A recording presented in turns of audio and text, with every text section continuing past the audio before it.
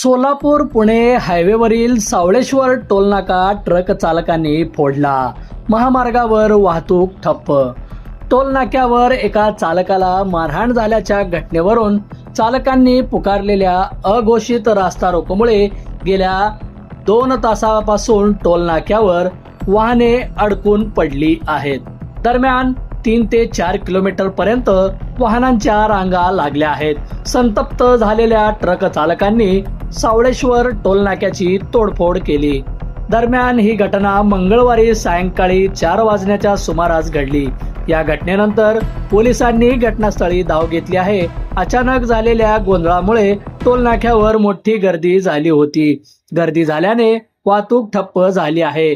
जखमी ट्रक चालकास उपचारासाठी सोलापुरातील शासकीय रुग्णालयात पाठवण्यात आले आहे. सध्या टोलनाक्यावरून वाहनाची ये जा ट्रक चालकांनी थांबवली असून अचानक आंदोलन सुरू